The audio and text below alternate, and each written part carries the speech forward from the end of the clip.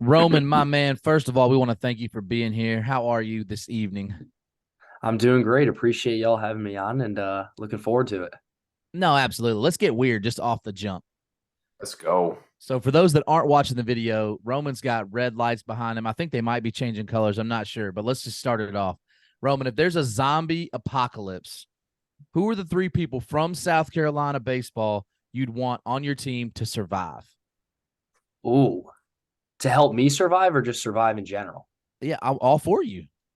Ooh, Cole Messina for Definitely. sure. David Cromer. Who the last spot? It's tough. Um, I'd say I got to go with John French. Okay. John French. Those three guys. Do you think you four would survive?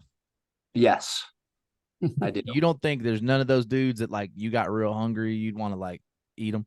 I'm just saying. Like, Is it any surprise that the pitcher picks the catchers? well, that's fair. All right. Well, now that you're surviving the zombie apocalypse, let's get back to the new age. If you do you ever do karaoke, Roman? No, You've never done it. I mean, I might have when I was like a little Whoa, kid. hey, and you know what, Randy? I got a sidebar. I never even planned this. I forgot to tell you, and I'm going to tell you right here on this episode with Roman. So I was just down in Tampa with Daniel last week, and they have this new thing, Randy. We don't have them here. If they do, I don't know about them, but they're called these karaoke rooms, and you can actually even see in the windows from the street. But you know how big of a wrestling fan Daniel is, Randy. Dude, there was a karaoke room with 12 people dressed like Hulk Hogan. I'm not kidding you.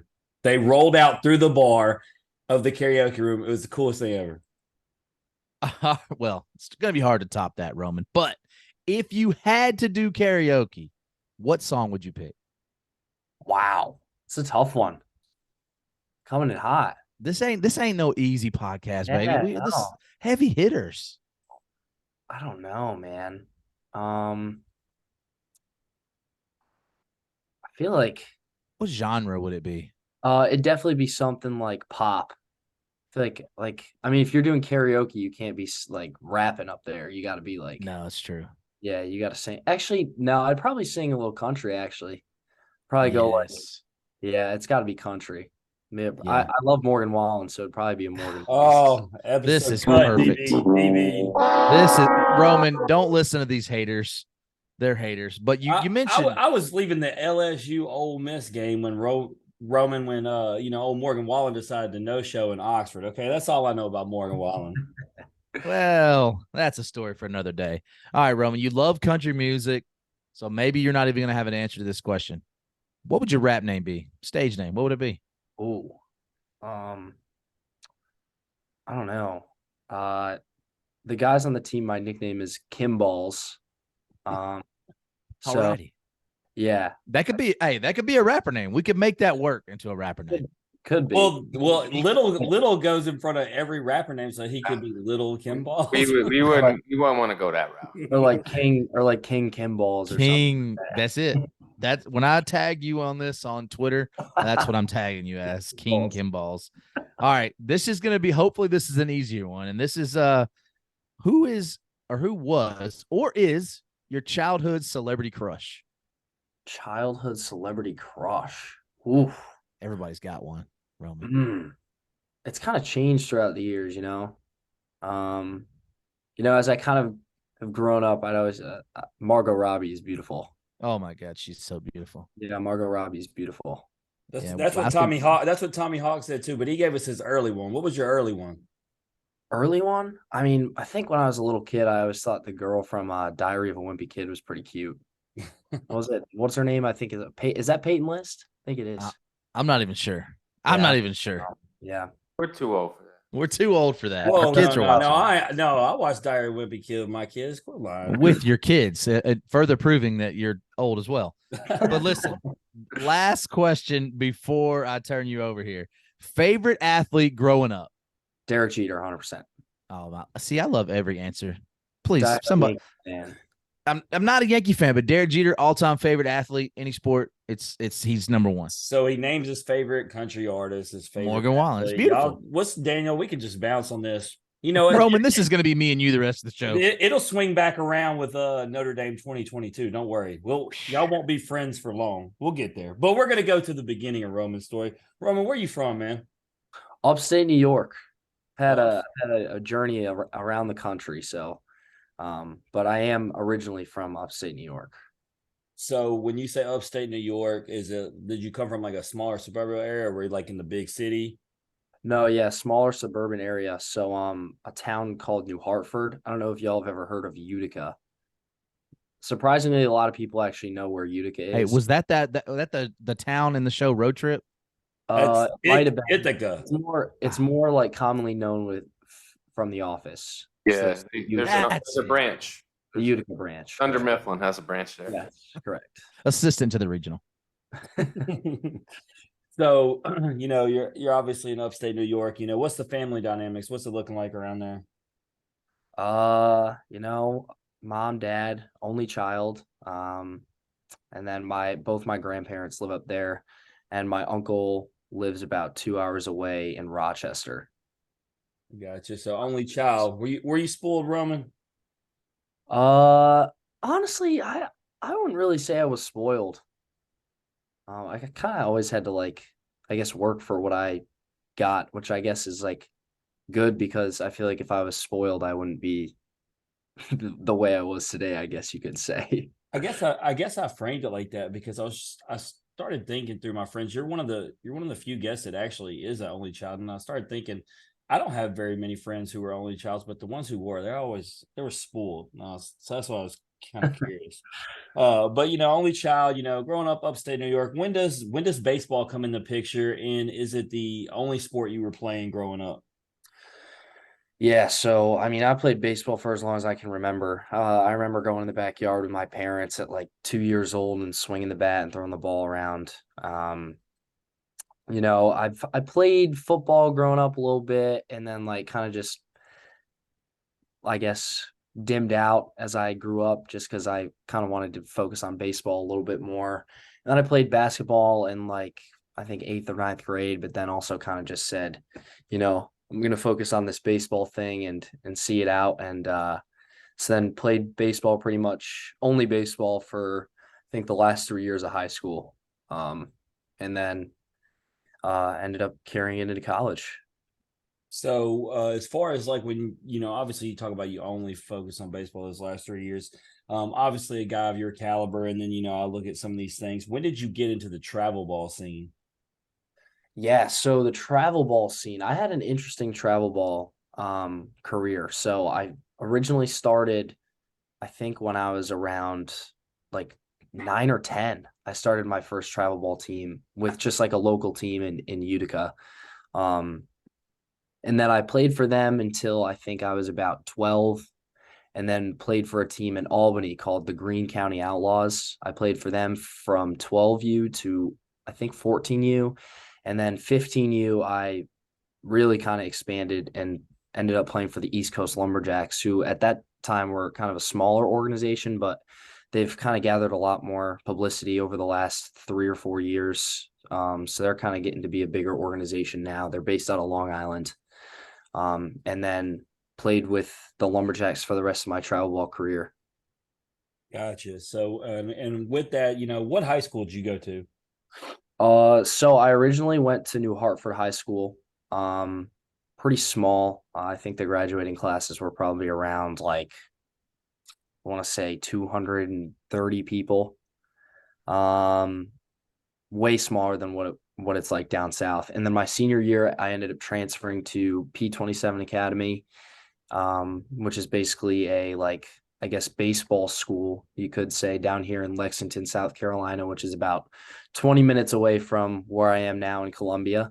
And that kind of sparked where I am right now. But we'll get into that later, because I know y'all want to talk about Notre Dame and stuff. So, yeah, well, before we even get to that, I'm going to rattle off some of these things. Obviously, at P27, I got the Stats here: you were 4-3 with a 2.50 ERA, 84 strikeouts in your senior season. But the biggest things that stand out, and there's the reason I brought up, travel ball, starts with 2019 perfect game 17U Northeast World Series All Tournament team, 2020 16U Northeast World Series Most Valuable Player, 2020 perfect game 18U Northeast Fall World Series champion, 2020 perfect game preseason underclass All-American Northeast All-Region second team, and 2021 perfect game preseason All-American Northeast All-Region first team, and ranked as the top right-handed pitcher in the state of New York and number 55 overall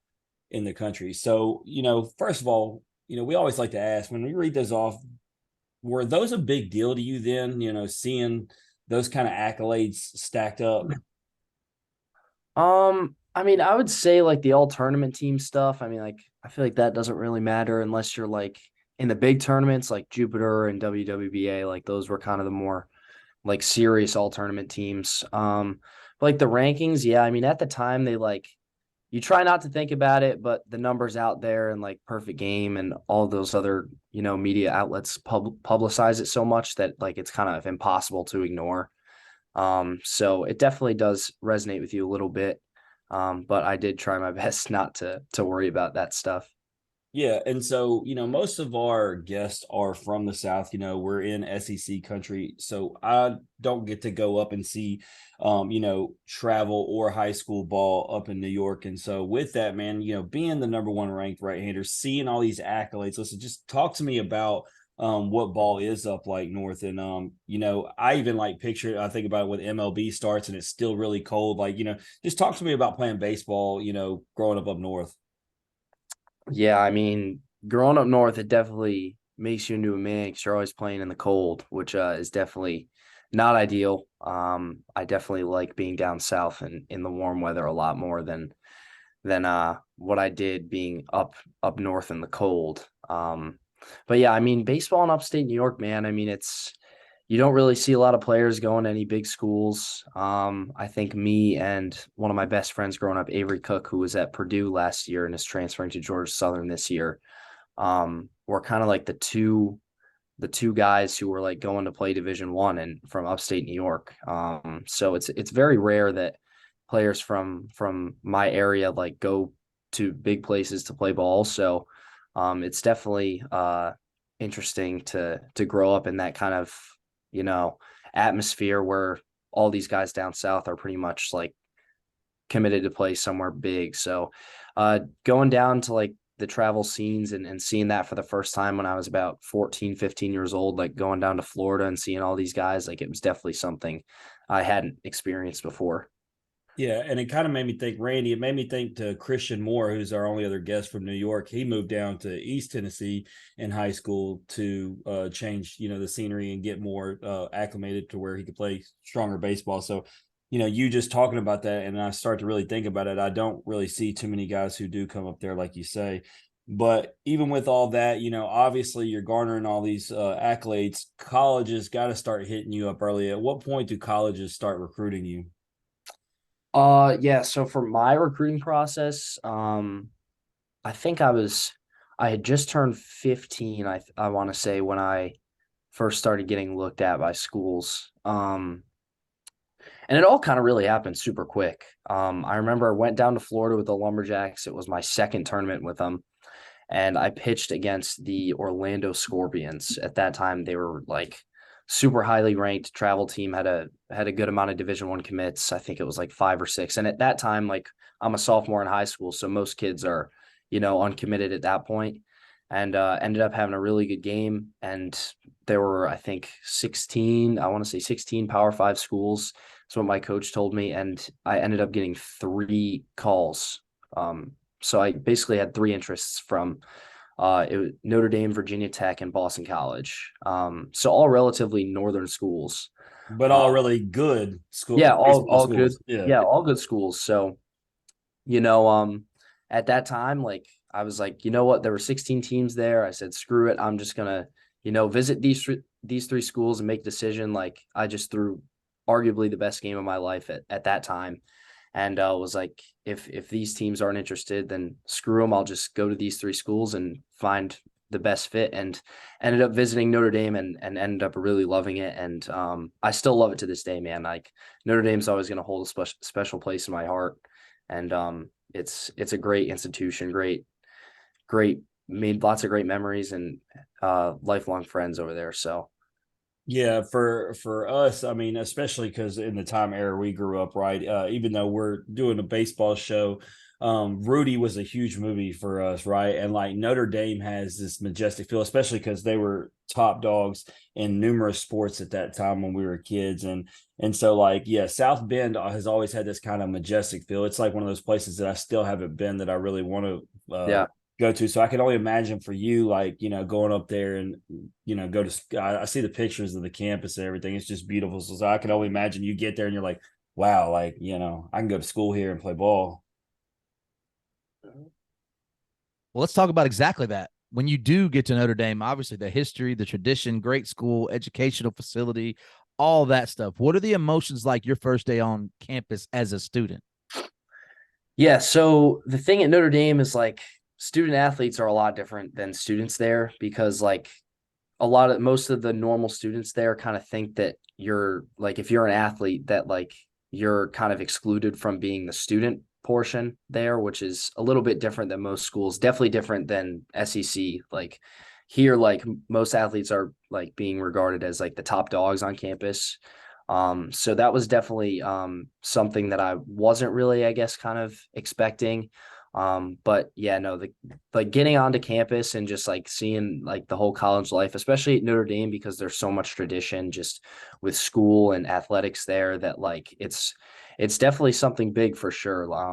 And it's a lot to take in, but once you settle in for, like, I had about like a 2-week period of settling in. So once you kind of get through that and you're all settled in, it's a blast up there, and I had a lot of fun. No, absolutely. Let's talk about a little bit of the baseball. You played one season there where you were a perfect 4-0, 32 strikeouts, 25 innings pitched in 2022. But more so than the numbers show, Roman, what did you learn the most from your freshman season at Notre Dame?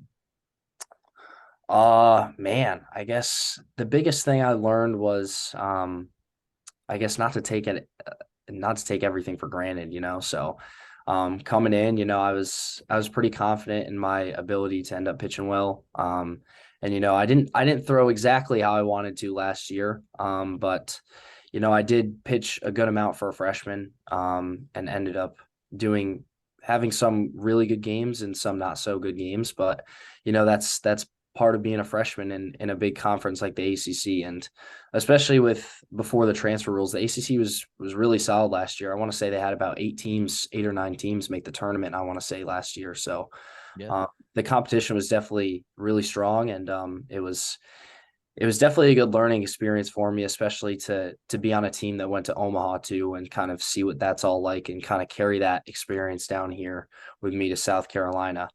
So that was a great experience last year, and I definitely will cherish that for as long as I live. So Yeah. So you took that away from my team, but no big deal.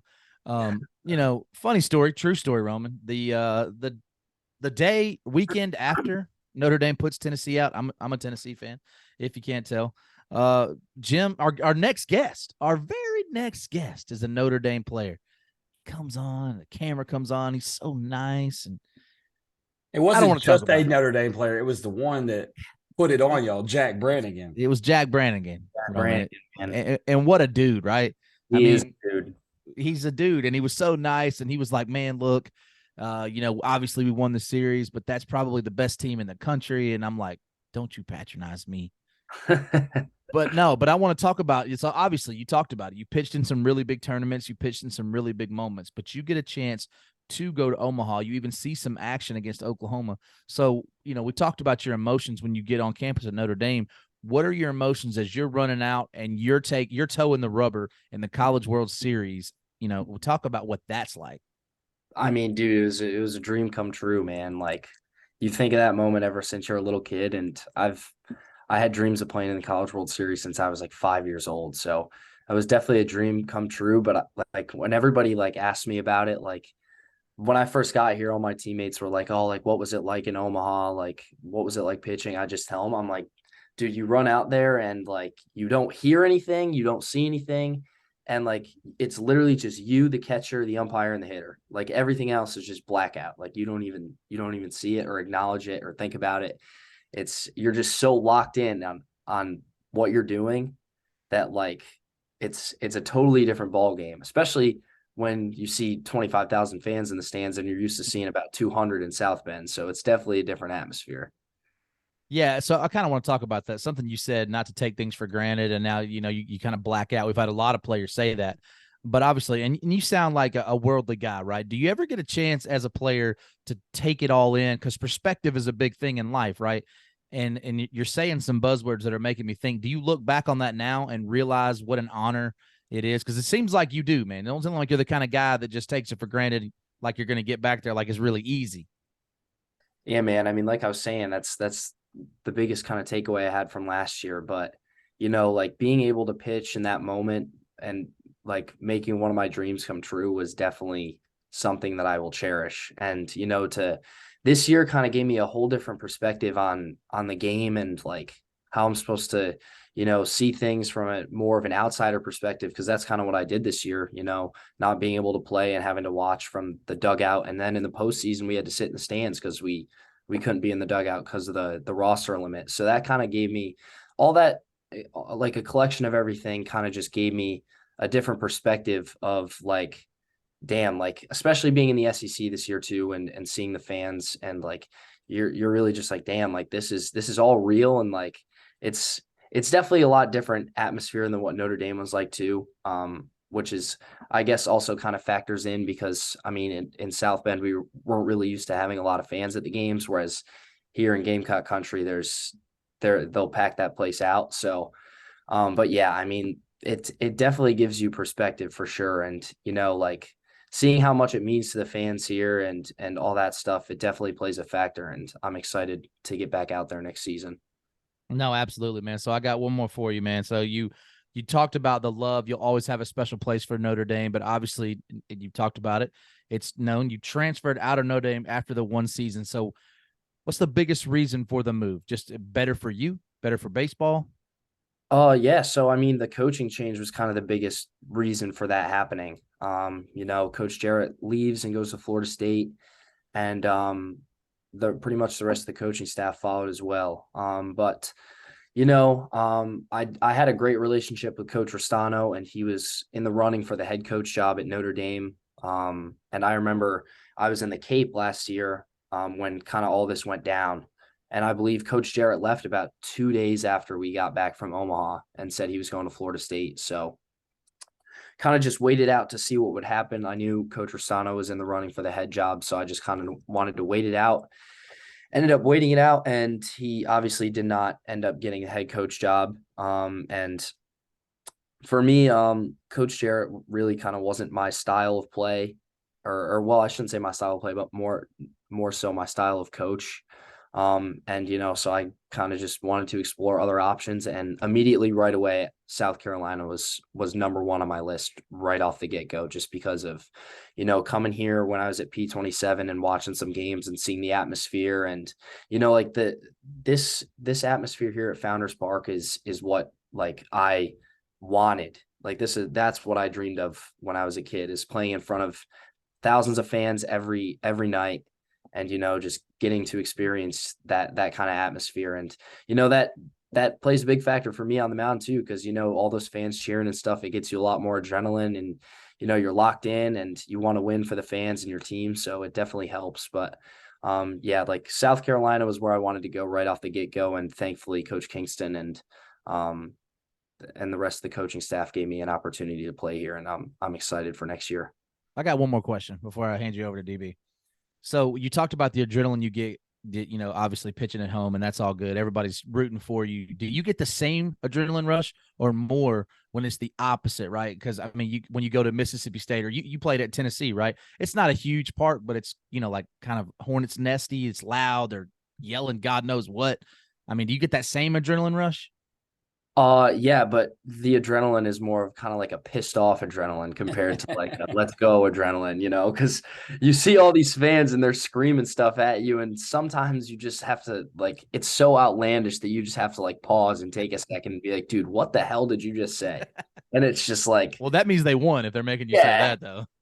yeah, no, I I mean, mean, now they Google your family and they yeah, yell it's anything, like right? dude, like that's why you're in the stands and I'm on the field, But I do think that it's a different type of adrenaline, but you get just as amped to go out there and try and win a game for your team. So it's a blast for sure. I love that adrenaline rush. That's one of the biggest reasons why I love pitching and competing. So So I do want to touch on South Carolina, but before we get there, I want to go back to the Cape. Obviously, you play with the Chatham Anglers, and for us, the movie Summer Catches is one of our favorites. And I don't know, like, I have to ask this question now because we're pretty damn old now, and it's quite possible you've never seen this movie. But have you seen the movie Summer Catch? I haven't seen it, but I know of it being in Chatham. So, the question is, I'm sure people have talked about it. Is the actual life of a baseball player in Chatham and the Cape the same thing as what's portrayed in the movie? Um, See, I don't think I could give you an answer on that because none of the guys ever really talked about it. Man, that's like you gotta watch that movie like ASAP. Yeah, I It's feel gonna be a like homework assignment. yeah, I feel like now I gotta watch it. And Like, then Daniel Jessica Biel would have then been his crush answer. Yeah, I Well, mean, easy for you. It's probably a good thing you didn't spend time watching that movie because you had work to do. You were 2-0 with 28 strikeouts and 20 innings pitched. Tell me about the benefits of playing in the Cape League. We have players of all caliber listening to the show. What is the benefit of playing in the Cape League, and like, what is that experience like when you're there? Is it a lot harder than you imagined? Is it easier? Is it laid back? Is it pressure filled? Like, just tell me about that experience. yeah, I mean, obviously the Cape is loaded with talent. That's why it's the most highly regarded league in the summer for collegiate athletes. So I think that it is pretty laid back. But when you're competing, that adrenaline rush hits you and you turn the switch on. But I mean, days you're not playing, you just kind of show up to the ballpark. It's kind of like a little bit of a pro lifestyle, just not, it obviously doesn't mean as much. But you are trying to win, because you're a competitor. So, but yeah, I mean, I think that the Cape is definitely beneficial.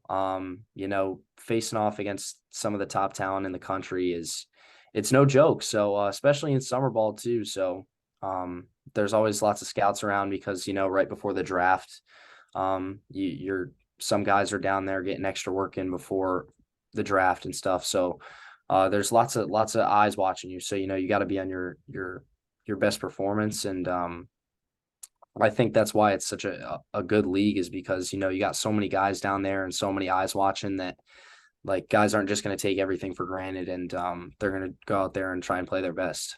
Daniel, I got to ask you. I saw the list. I don't know if you saw it. The list of home run derby contestants for the Cape Summer League. I mean, is Hunter Hines going to just smash this thing? Yes. Randy didn't hesitate. I didn't even ask him. Yes. I mean, Lyle Miller Green can hit some homers. Well, Hunter Hines hates baseballs. I mean, that's all he does. So, Roman, I have to imagine that, given the coach. So I'm trying to put myself in your shoes when you're going to the Cape and you're there and you're having to balance one, being away from home, two, having a coaching change and waiting to see if your guy is going to get the job. And then when he doesn't, having to figure out, okay, how do I get to South Carolina if they're on my list? So how does all that play out? Is that even on your mind, or does all of that play out when you're done in the Cape and you're able to actually sit at home and like process some things? No, yeah. I mean, I will say it was pretty stressful at the time. Kind of all of it was happening at once. Like, I'd go out and start and throw 4 or 5 innings, and then I have to come home and talk to my parents and figure out like, hey, we need this from Notre Dame admissions or Notre Dame compliance. So you got to get that over to South Carolina, or, I'm texting with the coaches from Notre Dame and talking about and seeing what's going on over there, and then talking to the coaches from South Carolina to see what's going on. And it was definitely a handful for sure. And then like when I did finally commit to South Carolina, I'm in the Cape and I got to fill out like an application and all this stuff. So it was definitely a lot to balance. And on top of that, I'm making YouTube videos every week as well. So it's like I'm constantly on the go. And I remember like my host parents would be like, Roman, like you got to get out and go do something. I'm like, I physically don't have any time to go to the beach or like go hang out with anybody, because I got to deal with what's going on with where I'm going to go next year and the coaches, and I got stuff to put out on the internet, so all that stuff. But it was definitely a lot for sure. I I did end up like balancing it really well and ended up throwing well down there. Which I was proud of because of how much I was dealing with at the time. So but yeah, it was a handful for sure, and I definitely do not want to go through that again, and won't go through that again, because I plan on spending the rest of my college career here at Carolina. Well, let me go here then. So you talked about the excitement. You finally get into South Carolina. Obviously, that's a big day, probably a lot of pressure off your back, a lot of relief going in. Was it once you actually step foot in Columbia and in the Founders Park and you're practicing, you're with the guys, was it everything that you expected it to be, or was it like a transition where, oh man, this isn't Notre Dame, this isn't the Cape, this is something totally different? No, I mean, it was exactly what I was expecting, which I was very, very happy about, because, that's what I signed up for. And to kind of come in here and the expectations are met, that's a huge, confidence booster, and it makes you feel comfortable, and you feel more comfortable with the guys and the coaches and stuff like that. So that was definitely a big relief off the shoulders for sure, was just coming in here and feeling right at home. So that takes you into the fall. You're geared up, you're jacked, you're pumped up. All accounts is the staff is looking forward to you being a big contributor in the season. So on October 21st, you go out, you pitch, you throw a couple wild pitches, and you end up leaving with a partially torn UCL. Obviously, not how you designed it, not how you drew it up, or not how the story was supposed to go. I got a couple questions in regards to that, and this is kind of something that I always wonder in my head. Do you think pitching in the summer in the Cape had any effect on why you were injured?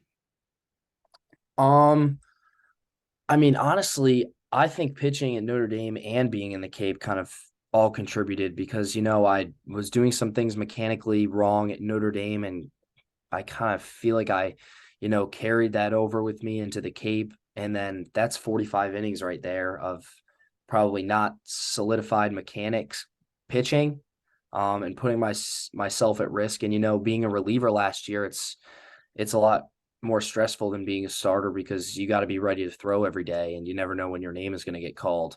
So, kind of dealing with being a reliever for the whole season, and then, transitioning to a starter in the Cape. But, at the time in the Cape, like, we were really low on pitchers. So I was throwing pretty much on a major league schedule, like once every 4 or 5 days.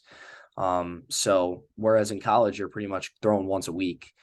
But I feel like that, definitely did play a factor. I wouldn't say the innings limit played a factor, because, 45 innings, like I was doing that in the summer, in high school. So that's really not like super strenuous. I think it was just kind of the compilation of like me not having the best mechanics at the time, kind of forming some bad habits, and then also kind of trying to transition into that reliever phase as a freshman and being young still, and, not really knowing 100% what's best for my body to be a good reliever. So I feel like those are all things that played a factor, but, ended up getting here in the fall and worked with Coach Parker, and fixed a lot of things mechanically, and ended up, really figuring some stuff out in the fall, and was throwing extremely well here. and limiting walks and throwing a lot more strikes and getting some more break to my pitches and stuff like that. And and ended up obviously blowing my elbow out and what was probably going to be my last outing of the fall. So, but to be honest with you, I am very fortunate for the timing that it happened, because, if I had gotten through that outing and then came back in the spring, and, that's 3 months, 3 months time difference. And what if I ended up tearing it my first outing in the spring, getting ready for the season? Then I would have really been screwed for next year. So I definitely was very fortunate with when it happened. If it was going to happen, it happened at the best time. So I am very fortunate for that. So be approaching about 12 months here in November. So Yeah, I think when it comes to UCL and it comes to Tommy John, or even shoulder injuries as well, like if you're a pitcher at a high level and you're doing that on a consistent basis, it's almost a matter of when, not if, it's going to happen. And much. that's the sad part. But the great part about it is we know a lot more about these types of injuries and how to rehab and recover and really come back a lot stronger than where you were prior to. So I think the silver lining here is you're with a good team, you're with a good staff, you're a great player, you got the work ethic, and it's just a matter of just staying with it and giving it time to heal. Because I'm confident that you're going to come back better than ever. But I know it had to be hard to sit back and watch the success the team had this season. But kind of give us your take on being able to take a step back and watching these guys play, because we had Will Sanders on prior to the season starting, and he said, guys, I'm going to be honest with you, like, this is a team that you need to watch out for. We are really good. So given what you were able to see, like, take us through like your lens of what you were watching and how special it was that these guys were able to have such success. Before you do, I want to point out something about Will. He came on the year before that and was really brutally honest and said, I don't know that we're going to be very good. We got a lot of injury, a lot of this, a lot of that. So when he came on and said, no, we're the real deal, we're going to be really good, we took it serious, because if you're going to come on and tell us that you're not going to be very good, that's honesty you don't normally hear. Yeah.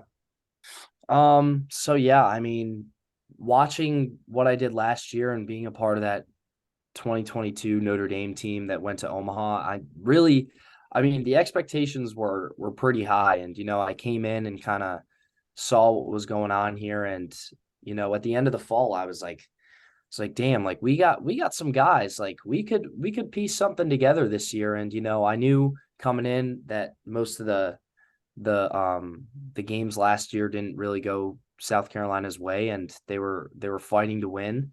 But like taking a step back this year and watching the team have a lot of success this year it was a blast. And a lot of the guys here, like I know a lot of the guys here spent the summer here last year and worked really hard to get to the point where they did. And a lot of guys made a lot of really big leaps in their progression to develop as players, that really contributed to our team this year, like Matthew Becker and Eli Jones and guys like that who, stayed here in the summer, worked their tails off and grinded to get better. And, watching guys like that have success was really kind of the story of our team this past season.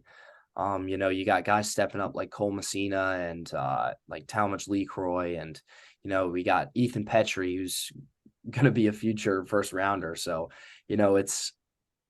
it's a blast, and knowing that we have a lot of those guys coming back next year is a relief, because I think we can be just as good, if not better, next year. But coming in and seeing how things went in the fall, I was like, we have a shot to be really good. And then about halfway through the season, I was like, I think this team's better than our Notre Dame team from last year.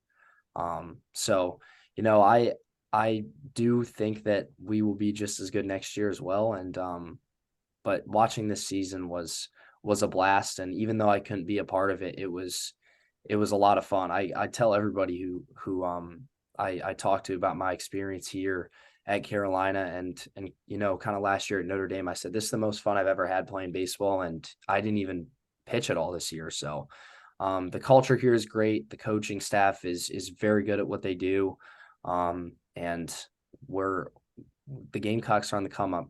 So I'm excited.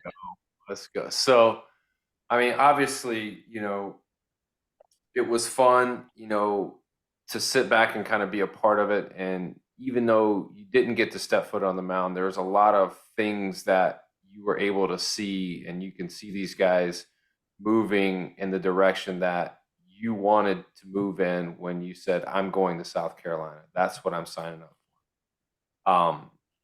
And it's crazy how close you guys actually were to making it to Omaha, because it's a war of attrition, man. Like, there was so many injury after injury after injury, and it's like, every week, you guys are like just going, all right, we'll just piece it together. We're gonna be fine. We're gonna be able to make it through as soon as everyone's healthy. And it kind of became the trend week after week after week, and it was even at the end of the season again, in supers against Florida, I still felt as though you guys weren't quite 100%. And I think it was kind of that grueling process of trying to just stay afloat kind of caught up to you in the end. I mean, obviously you guys know you can hang with that team. There's no doubt about it. You swept them at their place earlier in the season when you guys were full strength. So, that when you see them do what they do and make it to Omaha and have the run that they did in Omaha, you go, man,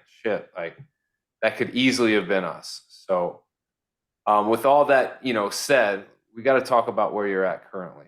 So obviously there's 12 months rehab that you're looking at. So what's the projected timeline? Are you throwing the baseball? Are you on the mound? Like, what's it look like right now?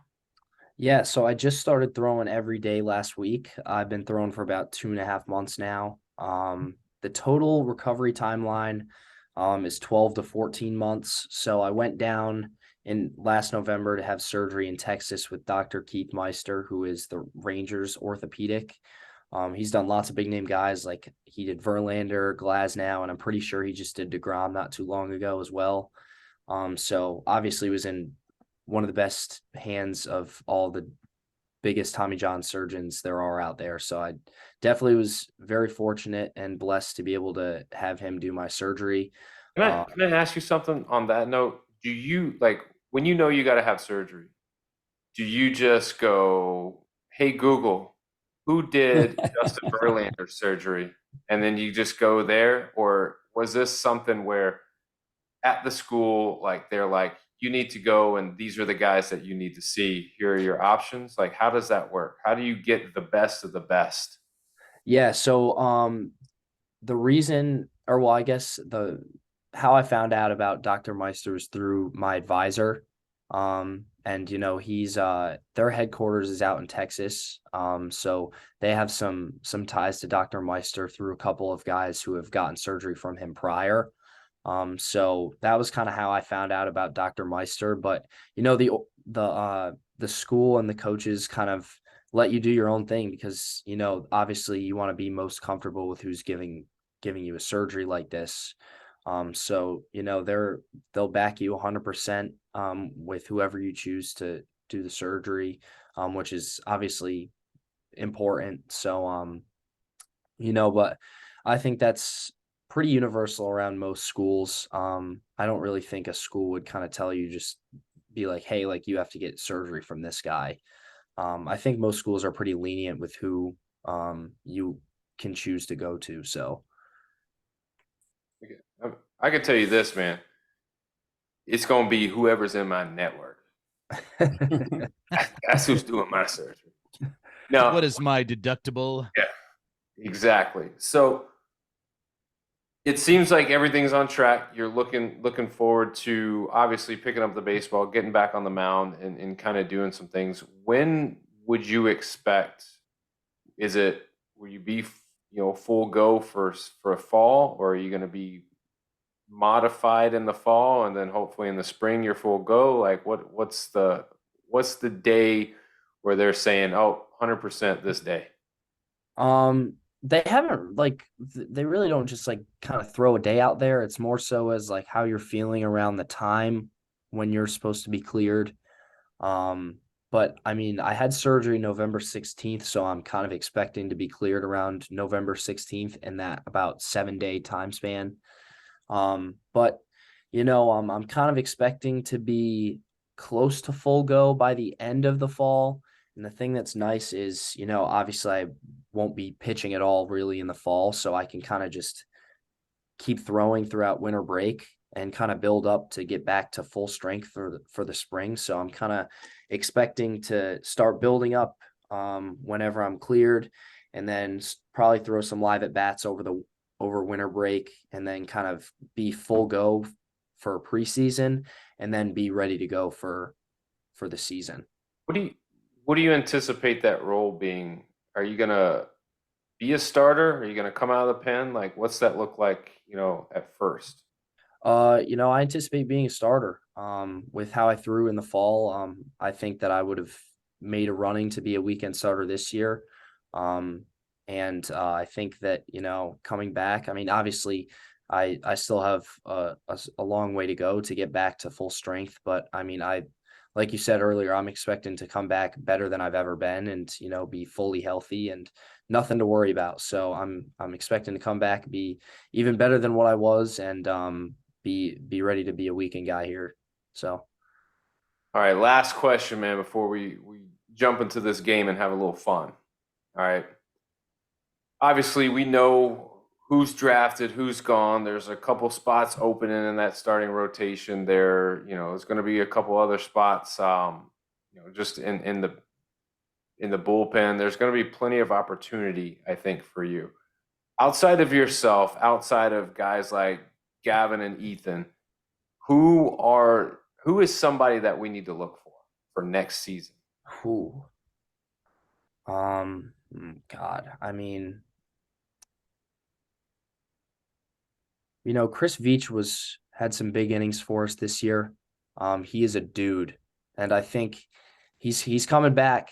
And I think that he's going to be a big piece for us next year. Hot take right here, Daniel, since he brought his name up. He should have never been pulled in that LSU game. Now, From I mean, the LSU fan. He out was of the young. out of the pen this year, that dude was phenomenal, Yeah. and he helps you guys stay in a lot of ball games and actually win a lot of ball games. But yeah, so you got Veach. What about a position guy? Give me a position guy that you're like, man, that guy, he's gonna put it together. We got a kid coming in from North Florida, Austin Brinling. He's supposed to be solid. But if you're looking just in-house, I think Will Tippett is going to be a dude next year. I don't really know what his role is going to be yet. And y'all obviously know like the Cole Messinas, the Talmadge LeCroys, the Gavin Cassises, and all those guys. But I do Never heard of them. I do think that Will Tippett had some at bats for us at the end of the year, and his batting average was a little skewed because he did come in when McGillis got hurt, and he didn't really see much time before then, and got thrown into a starting role right away. Struggled a little bit off the bat, but Will Tippett hit. I want to say he hit about just over 300 in the last month of the season as a freshman who really didn't have any time to, adjust. He got thrown out there into the role, and I think he performed pretty well. You can probably thank Ethan Petrie for making his stats not seem like that's a big deal when you're a true freshman. I mean, come on, guy. Yeah. But hitting over 300 in the last, especially y'all's last bit of the season, like that's the biggest of the biggest games that you could ever be in. So Yes. I'll take your word for it, Roman. I'm looking forward to Tippett. Looking forward to, Veach. Obviously, most importantly, we're looking forward to you, man. We want to see you get on the mound. We want to see you do your thing, and we're rooting for you. Yeah, I'm excited, man. It's been a long time coming, and I was hoping to get out there this year and was excited to get out there this year, and obviously things ended up taking a turn for the worst, but that's baseball. You just got to deal with it, move on, and head down and just grind.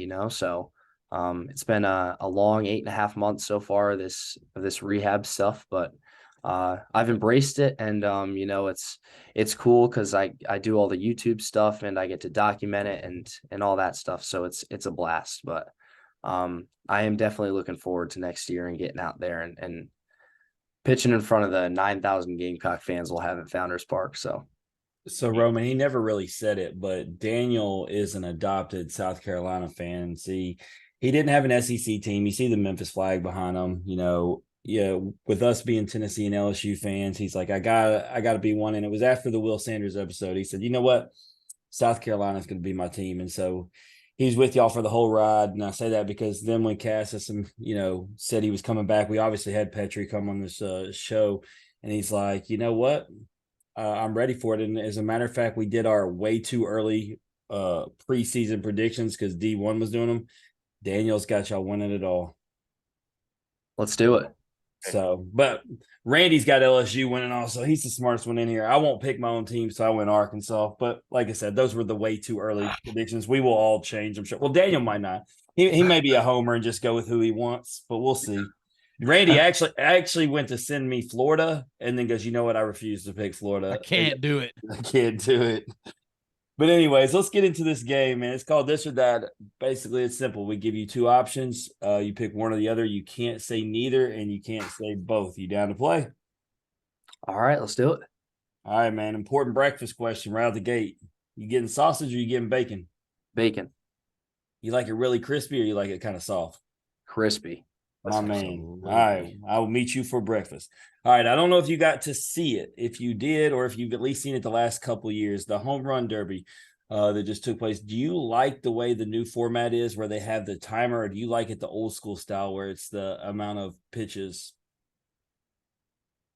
See, I think the amount of pitches was better because timing, it's about like you got to have a good BP thrower, and like you're a lot more, I guess, tired. Like you get tired quicker, so like you got to build some stamina, so it could be skewed a little bit, whereas the old way is a little bit more like, all right, you get your time, you get to hit, and however many balls you hit out is however many balls you hit out in your 10 outs. Old Pete's BP pitcher was trying to strike him out, wasn't he, Randy? He was. Meanwhile, Rodriguez was putting him right in the same spot every time in that first round. That's how he got to 41. But yeah, the biggest thing I heard, and it did make a point because I get excited about it either way, was you don't get to actually even see the home run because you just got to go back. Right. You go back to the hitter because the guy's throwing the next pitch. So right. Did y'all see that little kid get hit in the eye? I did see that. Awful. Thank God he's okay. It's not safe for those kids to be. Why out. do they keep having him out there, Roman? No, Randy. Hold on. I saw the best solution to this. Actually, I forgot who did it. It was one of our college baseball networks people, fellas. They said put all the college baseball Twitter trolls that say they can play baseball out there to catch them. A great idea. I like that. I would catch the ball. But let me be real. If you can't catch, don't go out there. Bro, they're like, some of them are like 7.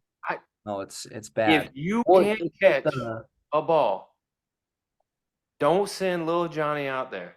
Moms and dads, yeah, it might be cool for your kid to go shag some fly balls. If you want your kid out there, tell him to sit on the warning track. If not, then don't put him out there. Daniel, you realize it's my kid that would want to go out there and probably take one off the dome, right? Yeah, and I would tell you the same thing. Don't put Jackson's ass out there. All right, moving on. Roman, you're stranded on an island. Your options are either to be all alone on this island or you can be with your worst enemy. What you doing? I'd be alone. Who is your worst enemy? No, I'm just I was gonna say that's not part of it, but what if he'd have just shot it right off? Would have been good. Honestly, I don't even think I have a worst enemy. You seem like such a nice guy. Somebody out there is probably like I hate that guy. I wouldn't want to be on an island with this guy. Probably, I don't know. Could be a jilted lover. We don't know. I'm gonna go look at all these. He's a creator, man. I'm gonna go see what he's put out there and find that one troll. That's the guy. Here's the real question I got for him. We got tied into Roman from the guys from Chinook what if you got one seed flavor out there while you're stuck on this island? What you going with? The Parmesan pepper, I think it is. There you go. Little seed plug. Yeah, there. those are my favorite ones. Those are good. No doubt. And that's what I think I gave you, Daniel. Did I not bring you Parmesan pepper? I think it's the one that's got the 2 bags of original. No, Thanks, I didn't. guy. No, it's got the dude on the front. It's Chinook Cedary, the best flavors in the game. Oh, here you go. 2 bags of original.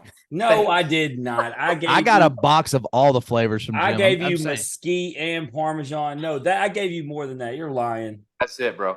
2. No, actually, Original. I know. I gave Randy all the assorted flavors. That's what they sent me because they know I like original. That's my bust. I You got the hat. I got a cool hat. Can't eat it though.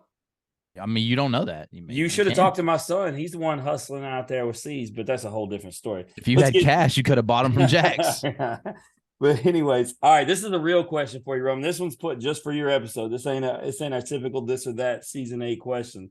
Coming off the draft, man, who had a better draft? The Cincinnati Reds getting Rhett Lauder, Ty Floyd, and Hunter Holland, or the Atlanta Braves getting Hurston Waldrop, Drew Hackenberg, and Cade Keeler? Ooh, I got an answer. So Lauder, Floyd, and Holland, or Waldrop, Hackenberg, and Keeler? All studs. I mean, you got you got to give me like a second to think about this because I've seen Waldrop, Lauder, Floyd, and Hackenberg all throw. I got really I loved both of these organizations using their first 3 picks on pitchers. Like I just love it. And we're Cardinals fans, right? And we need pitchers. And then first thing we do is don't pick a pitcher with all these guys up there. And I'm like, a freaking course. Yeah. Wait, Hunter Holland was on that list too, right? Right. Yeah, he was to the Reds. Yeah, so I saw him throw this year too. Whew, wow. Yeah, this wasn't supposed to be an easy one. I mean, there's no wrong choice, obviously, with these 6 guys, but I know you've seen most of them, so I figured you might have one that you prefer. No, I got to go with the Reds, man. I got to go with the Reds. Opportunity slipped through my fingers. Cup of coffee. Yeah. I'm going Reds too. I got to go with the Reds, Here's the hot take. Maybe it's not a hot take. Ty Floyd's going to be the first pitcher in the MLB from any of those 6. Really? I like that take. I agree because you want to know why? Because Ty Floyd's stuff is disgusting. Off the charts. It was overshadowed by Paul Skeens, rightfully so. The best stuff in the country, but he struggled a little bit with command this year. You make me feel bad about my setup right now. He's the poster behind me. I got him covered up. He was, like that was his big problem this year. Is he just struggled with command. Like against us, he walked like 6 guys, and I think 2-3 innings or however long he pitched for. But I think he gets with the right organization. The Reds are a great organization for developing players. And obviously, Rhett Lauder's a dude. And Hunter Holland is really good too. So I do think that Waldrop will be a big leaguer very, very soon. And I think he can be a back-end bullpen piece for the Braves probably next year with his fastball and his split. But I think the better draft class overall was the Reds.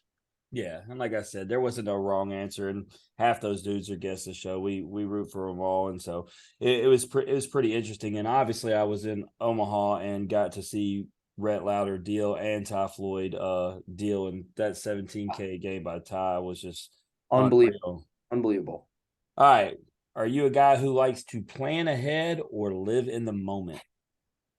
Oh, I mean, I'm a big planner, I feel like the only time where I don't really know what's going on is, when I go home for about a week and I'm trying to see everybody. I feel like that's the only time I'm really out of sorts, but I do like to plan ahead. I like to be organized and know what's going on. Absolutely. All right. Would you rather own a massive yacht or a private jet? Oh, that's tough. Man, it would be nice to be able to, just hop in the jet and go wherever you wanted, but I feel like a yacht would be pretty sick too. Yeah, I sent you that picture when I went and saw Daniel down in Tampa, and I was just walking and I saw small yachts, and I thought to myself, I want the yacht, because I was just looking at those and I thought if I had a massive one, just sign me up. I get the whole jet, you can go anywhere, but massive. You said massive yacht, right? Yeah. I'm going with the massive yacht. Going with the massive yacht. Because a lot of those massive yachts come with helicopters. I'm cool with that. I mean, yeah, True. yeah, Now we he's take it to the going next through with level. it. I know. All right, this next one's it's been interesting. It's been kind of back and forth with each guest. Would you rather spend an hour in a walk-in freezer or 2 hours in a sauna? So live up north or live down south. Picking down Yeah. south every single time. I hate the winter. So go spend Oh, 2 hours. 2 hours in Memphis right now, Randy. Call it a day. doubt. I'd probably lose about 10 pounds, but No, because you know what? I've had that theory, Roman. And of course, maybe at your age it does, but I go outside and think, I'm gonna sweat all day. I'm gonna lose some weight, and it's still the weight's still there, Roman. It's not working. Okay, That's so- just because we're 40, though. It's not- all right, this next one's gonna tell us all, man. It's the last question. I've kind of reformed it, fellas. I don't like the second amount, so you'll hear. I'm gonna say it. All right. Would you rather win $1 million, but the caveat is you can only spend it on other people, or win $100,000 and you can spend it on yourself? ooh. Man. That's tough because like $1 million for everybody else, like that's a lot of money. Like could buy your parents a lot of good stuff. But $100,000 for yourself, you can get stuff for yourself, but you could also get stuff for other people. So only on yourself. Randy, just go ahead and tell them how the three of us roll. What are we doing? I'm taking if it was $1 for myself or $1 million for these guys. I'm worried about numero uno. no, I think I'd go with the 100 grand. I think I'd go with the 100 grand. Ah, It's a good choice. 900 grand, man. Yeah, I had the original question, and when I found it on the this or that list, was only $1,000, and I asked it, it was too easy, and I was like, nobody's gonna take $1,000. We got to make it 100,000 to make this thing interesting. Oh yeah, $1 million. If it was 1,000, I definitely would have picked $1 million for somebody else. Randy, like I said, Randy still would have took the 1,000 for himself. For sure. $1. All right, Roman, man, that's it, man. It was Awesome. pretty easy, right? Yeah, that was fun. I had a blast. Well, before you bounce, man, anything you want to plug or promote? I know you're the creator, man. What? Yeah, just check out the YouTube channel, weekly vlogs, doing some summer stuff down here in Carolina and rehabbing and stuff. So if you're watching, be sure to check that out. It's a blast and lots of cool stuff going on over there. So be sure to check it out. Wait, before you go, like, what's your most viewed YouTube video? Like, how many views we talking? Ooh, I think it was a video I posted in the fall. It was just like a day in the life of a South Carolina baseball player, like That's like when you get up and brush your teeth and stuff. no. Come I on, don't man. do Like that. that's a day in the life. Is it a Peyton No. Chotinier jumps out of bed in his uniform video? Yeah, see, yeah, like you jump but like people like getting out of bed, like you got up already and set the camera up. Like that ain't real. You know what I just realized, No. Randy? How much of a That's hit? very true. How much of a hit did Ole Miss TikTok just take? They lost their TikTok sensation to TCU. TCU's fixing to be on the map on TikTok. They are. Well, you got YouTube. You want to see a day in the life of Roman Kimball? Go to YouTube, check him out. Got plenty of content out there for you. If you want to check him out on IG, Kimball02, or starting this fall and definitely this spring, you need to go on over to Gamecock Baseball on Instagram, and you'll be able to stay up to date with the Gamecocks. You'll be able to see our boy Roman doing his thing and the rest of the Gamecock crew. Roman, we appreciate your time, man. If there's anything we can do for you along the way, let us know. And as always, best of luck moving forward. Absolutely, man. I appreciate y'all having me on, and I had a blast. And roll Cox, baby. There you go. That's Roman Kimball, everybody. We're going to take a short break. When we come back, we got to talk MLB draft. We got to talk transfer portals, baseball transfer portals, basketball transfer portals, everything. We'll be back.